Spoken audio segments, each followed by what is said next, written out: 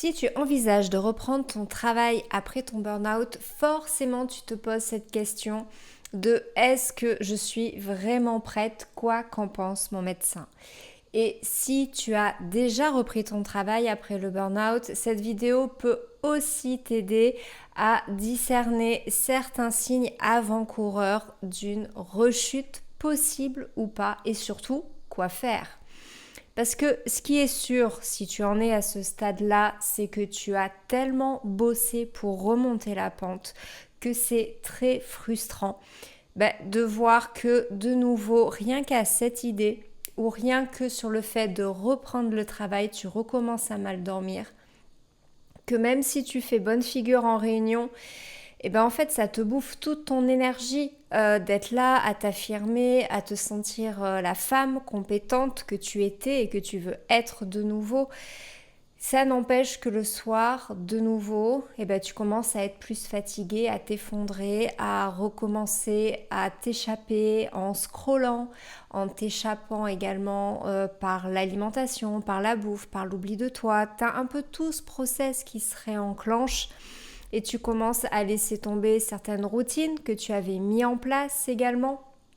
Pendant ton arrêt, tu t'étais juré que maintenant ce serait ta priorité, mais le fait est là, la vie est comme elle est, le rythme est comme il est. Et de nouveau, tu n'as plus la force, en tout cas tu l'as moins, et ça devient de nouveau une lutte que d'essayer de maintenir cet équilibre-là, parce que la force, tu l'as de moins en moins. Et tu te rends compte en fait que tu es en train de nouveau de te sacrifier en dehors du travail, sur ton temps perso, sur tes loisirs, parce que tu n'as plus rien dans le réservoir et parce qu'il y a bien des choix à faire de toute façon dans la vie entre toutes les obligations que l'on peut avoir. Alors non, ce que tu vis là, c'est pas juste de la fatigue de reprise, c'est pas juste un temps d'adaptation où il faut laisser le temps faire, où il faut un peu se foutre la paix. Parce que oui, il faut arriver à un stade où on est en capacité de lâcher prise et de se foutre la paix. Mais ça ne veut pas dire que l'on doit ignorer les signaux. Parce que ce que tu ressens là, ce retour de symptômes, ce retour de peur, d'inquiétude, d'incertitude, d'insécurité, c'est ton corps qui tire la sonnette d'alarme. Ce sont déjà des signes, ce sont déjà des signaux d'alerte et le problème c'est juste qu'on ne t'a pas en fait appris à les décoder, ces signaux-là. C'est bien sympa de les reconnaître, mais j'en fais quoi de l'info en fait? Et dans cette vidéo, justement, au-delà de t'apprendre à les reconnaître, à les écouter, je vais surtout te proposer des idées pour poser les bons actes au bon moment, pour justement ne pas replonger comme avant. Et là, si tu t'es reconnu dans tout ce que je viens de dire, déjà, j'aimerais que tu prennes ce temps de respirer et de te dire que c'est ok. Tu n'es pas en train d'échouer, tu es en train de vivre en fait l'une des phases les plus sensibles du post-burnout. C'est celle en fait où tu recommences à faire, mais sans avoir encore solidifié qui tu es devenu. Tu n'as pas encore solidifié ton être au milieu de tout ce faire. Et c'est justement à ce moment-là que beaucoup rechutent, parce qu'en fait, elles croient qu'aller mieux, c'est être capable d'en faire autant qu'avant. Alors que c'est justement ce que l'on faisait avant qui a mené au burn-out. Donc aller mieux, en fait, c'est pas réussir à faire autant qu'avant sans se cramer. C'est pas ça le challenge. Aller mieux, c'est d'abord apprendre à te respecter profondément dans tes choix les plus simples. Et ça, c'est ce que l'on va voir justement maintenant en parlant de choix les plus simples. De quoi est-ce qu'on parle exactement? Parce qu'en fait, les vrais signes de rechute ne sont pas forcément ce que tu crois. On croit que l'on est ou que l'on va vers une rechute quand on va ressentir de la fatigue, de l'insomnie, des angoisses, les ruminations, tout ce process qu'on avait avant. Mais ça, en fait, c'est déjà le corps qui crie. C'est déjà quelque chose. En fait, les vrais signes, ils arrivent avant. Et ils sont beaucoup plus subtils que ça. C'est ce qu'on peut appeler en fait des micro-trahisons internes. Et je vais te donner un exemple concret. C'est récemment une de mes clientes qui est en fin d'accompagnement. Mais c'est exactement ce qu'elle vit en fait. Elle me partage en séance qu'elle a des symptômes qui reviennent. Et du coup, elle me fait la liste. J'ai l'oppression le soir, avant d'aller me coucher. J'ai la fatigue en fin de journée qui fait que c'est de plus en plus dur de continuer à me balader le soir avec le chien pour m'oxygéner, pour me recharger, pour me nettoyer de ma journée de travail. Et puis du coup, le soir, quand je rentre de la balade, c'est de plus en plus fatigant et de plus en plus compliqué de prendre le temps de me faire à manger un vrai repas. Et d'ailleurs, les repas le midi, je les mange sur le pouce, en 30 minutes, sur le lieu de travail. Je ne prends pas de temps de pause réelle à midi. Et j'ai des douleurs physiques qui réapparaissent. Alors là, je dis ok. Et, elle me dit heureusement en fait que j'ai tes outils parce que en fait j'ai aucun symptôme qui dure. Quand j'ai l'oppression, tout ça, je fais l'EFT, tout ça, il y a tout qui part. Du coup, je dors bien, je me réveille, je suis en forme. Et d'ailleurs, je suis épatée parce que je fais des heures sup depuis 2 mois pour remplacer une collègue malade et je tiens. J'ai ces symptômes, mais ça va, je gère. Micro-trahison intérieure. Cette cliente, elle a les outils de régulation, symptômes physiques et symptômes émotionnels. Elle a appris à repérer ces signes avant-coureurs. Donc c'est ok, elle les utilise dans le quotidien. Et cependant, au travail, elle reste sous tension par rapport à la situation qu'on lui demande de faire des heures supplémentaires pour compenser une personne qui est malade. Et en fait, c'est tout l'objectif des derniers mois d'accompagnement, c'est-à-dire analyser, et c'est ça qui est super important, d'avoir cette autonomie, d'analyser par elle-même la cause de ces signes pour agir au plus vite et au plus juste pour elle. Parce que par rapport à ça, c'est pas à moi ou à nous de lui dire quelle est la meilleure chose à faire pour elle, c'est à elle d'en prendre conscience et de prendre ses propres décisions par rapport à ça. Et c'est sûr que si toi, t'as pas reçu ce genre de clé, ce genre de travail, ce genre de mise en perspective de tes choix, de tes non-choix, c'est pas étonnant que quand tu reprends le travail, tu te sens perdu ou que tu aies peur de pas y arriver. Parce que t'es pas équipé en fait. Ce qu'on t'a jamais appris, c'est ça. Être capable de se réguler, oui, c'est important. Comprendre ce qui nous arrive et comment le process s'est mis en place, c'est important.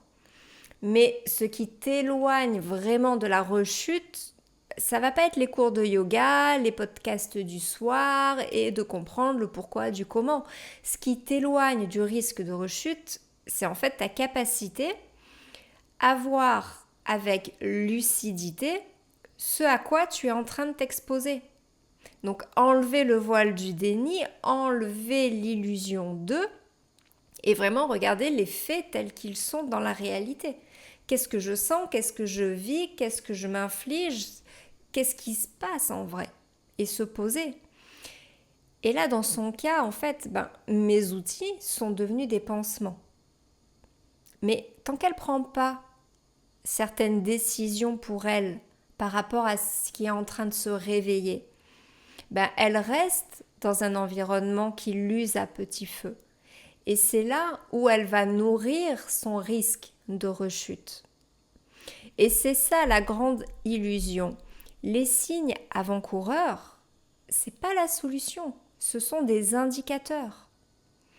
Comprendre ces signes avant-coureurs, c'est comprendre les indicateurs. Où on en est. Ok, j'ai le panneau qui me dit que j'arrive dans telle ville. Je sais où je suis géographiquement parce que le panneau m'a indiqué où j'étais. Mais j'en fais quoi de l'info ? Et tant que tu es justement resté coincé dans l'idée que si je gère mes symptômes, ça ira, tu vas continuer à mettre des pansements sur des plaies qu'il faudrait en fait empêcher de se rouvrir en permanence. C'est ça qui prend beaucoup d'énergie. Et sortir durablement du burn-out, ce n'est pas mieux gérer, c'est choisir autrement. C'est ça le challenge.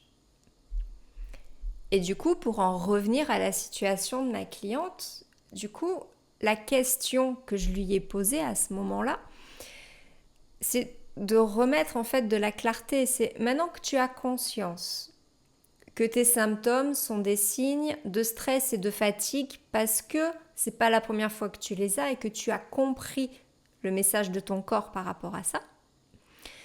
Maintenant que tu viens de faire le lien avec ton rythme de travail de ces 2 derniers mois, qu'est-ce qu'il te serait juste et sain pour toi?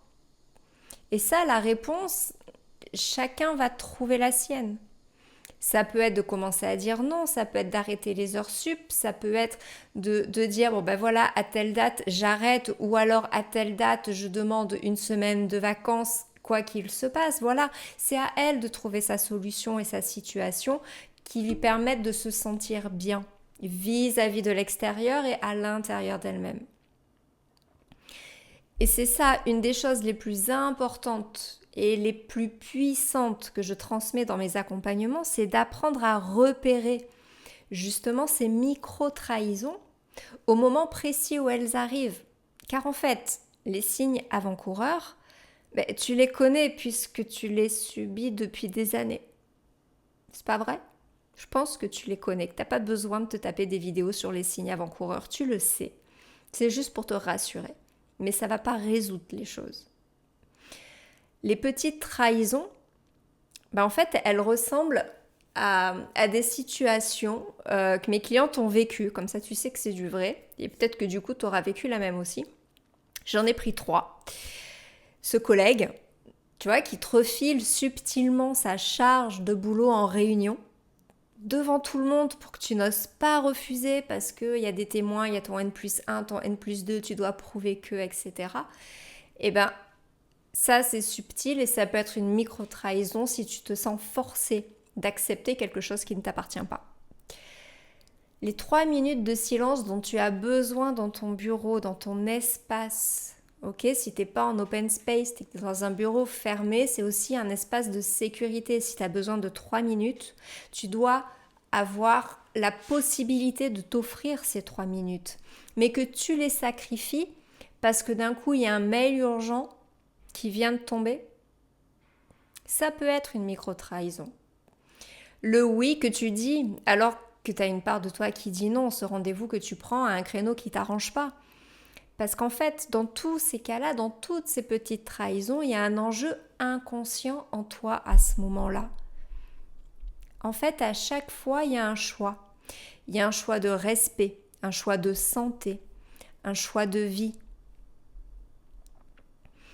Alors quand tu vas pour reprendre le travail après le burn-out, tu pourrais te dire c'est bon, j'ai compris ce qui m'a mené au burn-out, j'en ai parlé avec le psy, on a analysé, je sais qu'il faut poser ses limites, blablabla, j'ai travaillé sur moi, j'ai fait une thérapie, j'ai changé plein de choses, j'ai mon équilibre, j'ai mes activités, j'ai un peu réorganisé à la maison comment ça se passait pour déléguer.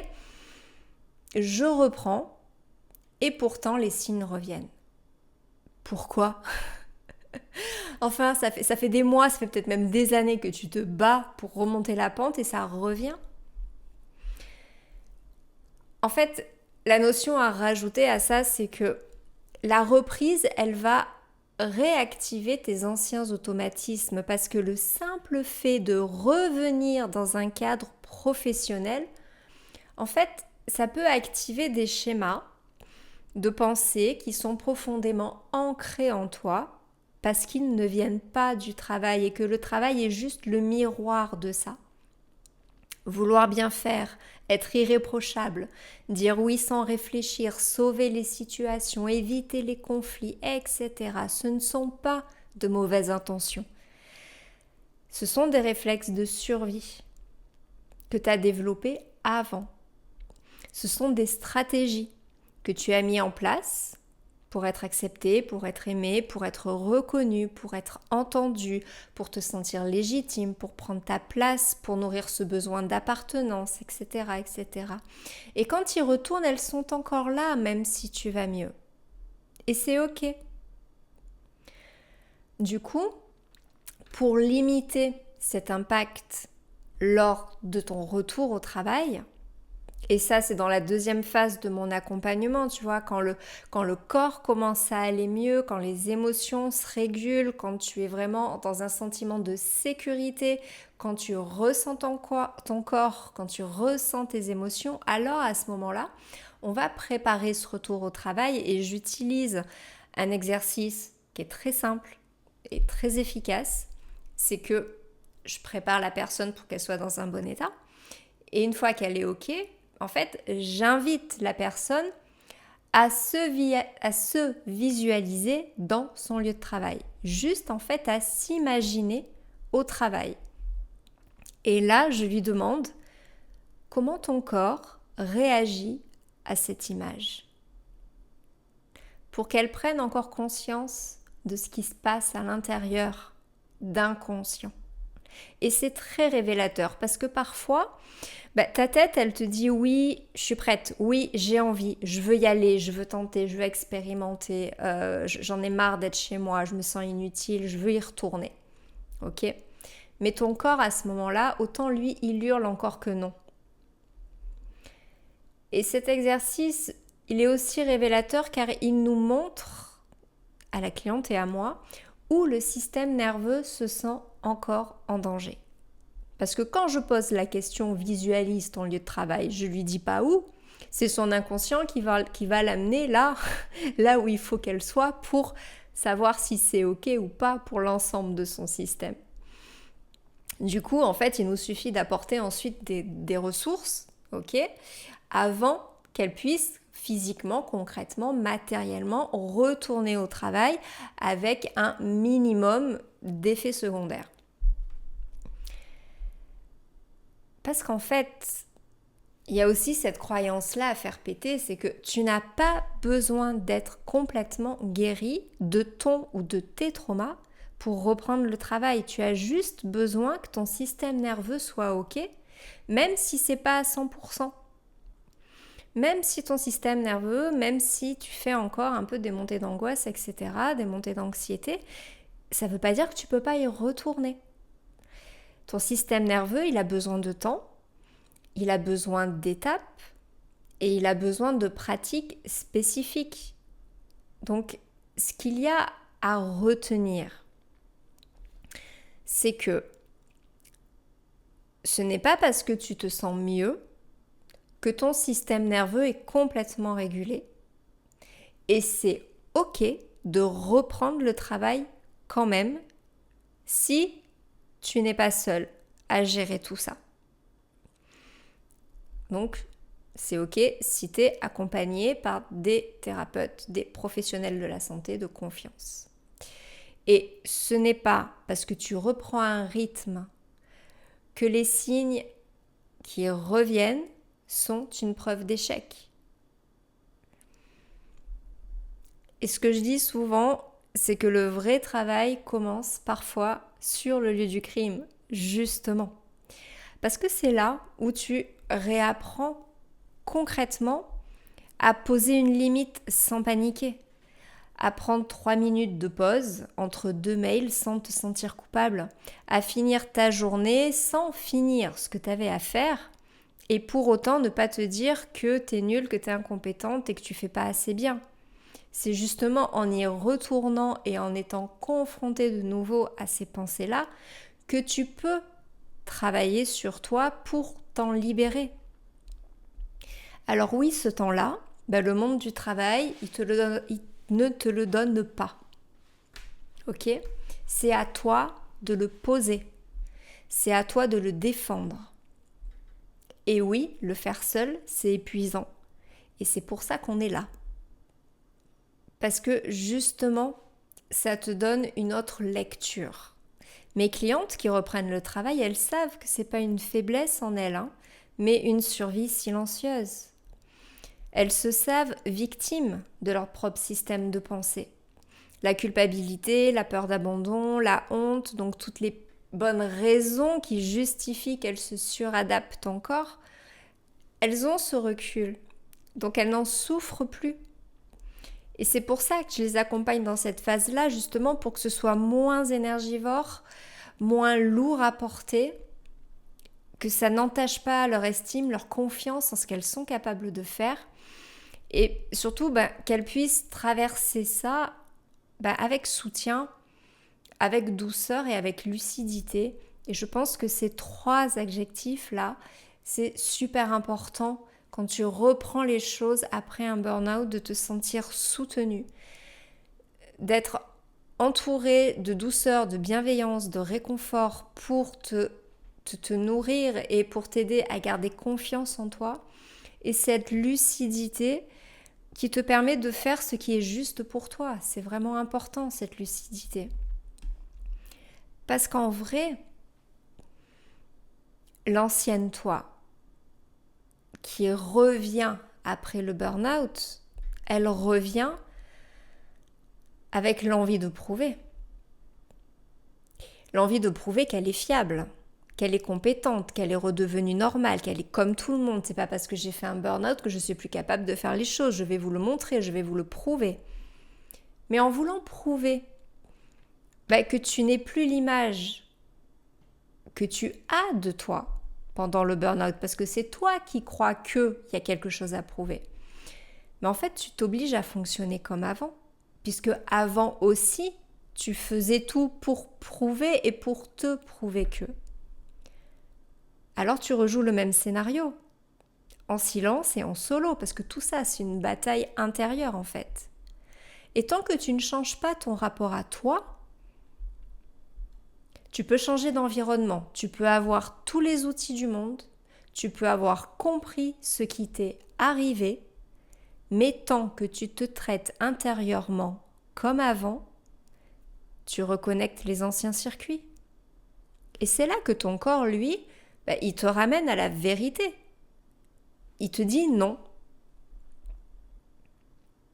Alors comment agir concrètement pour pas replonger et pour pas être paralysé par cette peur de replonger. Déjà, tu n'as pas besoin d'un plan parfait, millimétré, chronométré, où tout est sous contrôle, car c'est la rechute assurée. La première chose à faire, c'est juste accepter que des signes reviennent. Accepter, ça ne veut pas dire que tu es OK avec ça. C'est normal que tu ne sois pas OK de revivre ça. Accepter, ça veut dire considérer. Considérer ces signes, les voir, les écouter, les entendre et chercher à percevoir ce qui les active. C'est ça, accepter. Et c'est aussi te rappeler que tu n'es plus celle d'avant le burn-out. Tu l'as passé ton burn-out. Tu n'es plus la même. Tu es celle qui en est sortie, avec plus de conscience, avec plus d'outils, avec plus de discernement. Et ce n'est pas ce que tu ressens qui va définir ta rechute ou non. C'est ce que tu choisis de faire ou de ne pas faire quand les premiers signaux reviennent. Pour reprendre l'exemple de ma cliente, ce n'est pas parce qu'elle ressent de l'oppression le soir qu'elle va forcément faire une rechute. C'est ce qu'elle choisira de faire quand elle dit oui sur les heures sup. C'est ça la notion, c'est ça la clé. Et l'erreur dominante que je vois quand on est dans cette phase-là d'apprentissage, c'est cette volonté de rester focus sur son état d'être, en cherchant à se sentir bien en permanence. Donc, quand tu es dans ta phase de récupération, c'est normal puisque tu dois réapprendre à prendre soin de toi. Mais être toujours dans cet état de bien-être, de confort, de sécurité, etc., on va être très clair, c'est contre nature. C'est impossible. Tu vas forcément avoir des fluctuations dans ta journée. Et c'est normal et c'est humain. C'est normal que tu ne te sentes pas en sécurité au volant. Et c'est même sain d'être dans une certaine vigilance quand on conduit, quand on marche, quand on traverse la route. C'est normal dans une réunion avec tous nos supérieurs et les collègues d'avoir une certaine vigilance sur les discours qui se tiennent. C'est ça les fluctuations. Et c'est là où le travail est d'amener à quel moment dans la journée je peux me remettre dans un état de sécurité réelle, physique et émotionnelle. Ces 3 minutes de silence dans le bureau, parce que c'est ton bureau et que tu peux y rester seul dedans, c'est ça. Se créer ces 3 minutes de sécurité pour que le corps se recharge. Donc la nuance, c'est vraiment de développer un réflexe d'attention bienveillante, un radar en fait intérieur qui te permet de t'ajuster avant de te perdre. Si tu n'as pas eu le temps de le faire, tu te caches dans les toilettes parce que tu sais que ton système là, il est plus en vigilance, il est en train de basculer en hypervigilance parce qu'il ne redescend pas. Donc je crée ce moment pour qu'il puisse s'autoriser à redescendre. Et par exemple, tu as des petits exemples comme ça. Tu vois ce mail que tu t'apprêtes à écrire alors qu'il est 23h ou plus tôt, mais que tu n'es plus au travail et que tu te dis, allez, je vais le faire juste pour être tranquille demain.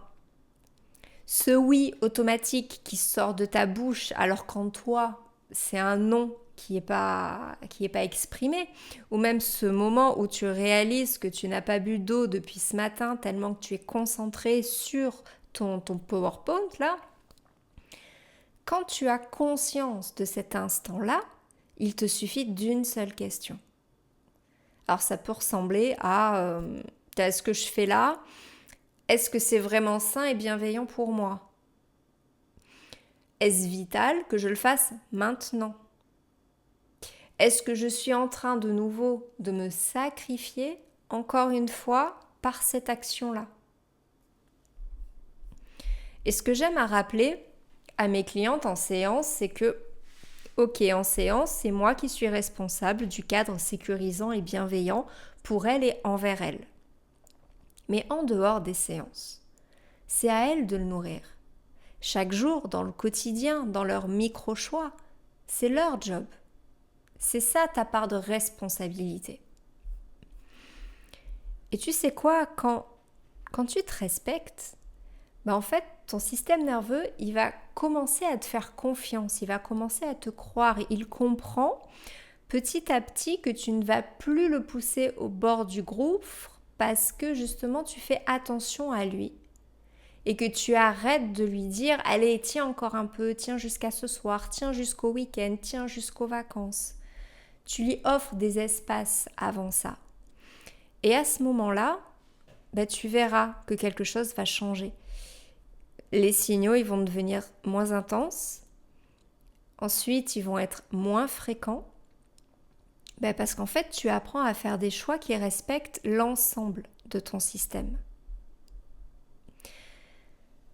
Donc, sortir du burn-out, en fait, c'est pas reprendre la vie d'avant, c'est pas reprendre une vie normale, c'est mieux que ça, c'est créer une vie où tu n'as plus à t'arracher de toi pour exister. C'est vraiment construire un quotidien où tu peux agir, mais sans te trahir. Toujours dans cet équilibre, en fait. Et cette vie-là, en fait, tu peux commencer à la bâtir dès maintenant. Tu n'as pas besoin de guérir tout ton passif pour ça. Chaque fois que tu choisis de t'écouter, de te faire confiance, de te respecter, tu changes ton futur. Un choix après l'autre. Ce que tu vis, quand les signes reviennent avec ta reprise, c'est pas un retour en arrière, c'est pas un échec, c'est juste une alerte qui a un petit truc encore. Et là, si tu es ici, là en train de m'écouter, en train de me regarder, c'est que tu as déjà commencé ce process-là, tu as déjà commencé à y répondre autrement. Tu ne veux plus replonger. Aujourd'hui, tu veux comprendre, tu veux t'écouter, tu veux te respecter. Et c'est ça qui change tout. C'est pas les grandes décisions, c'est vraiment les micro-choix. Ce que tu t'autorises, ce que tu refuses. Et la manière dont tu choisis d'agir sans te trahir. Donc si tu veux continuer à recevoir des repères concrets, incarnés, pour continuer à construire cette vie post-burnout sans t'arracher à toi-même, en sortant de ces conflits douloureux à l'intérieur de toi, je t'invite à t'abonner. Ici, on ne va pas parler performance, il ne s'agit pas d'être différente, il ne s'agit pas de faire plus. C'est juste, là, on parle de sécurité intérieure et on parle de reconstruction. T'es pas foutu, t'es juste en pause, t'es pas cassé, t'es juste en transition et tu as le droit de revenir dans ta vie autrement.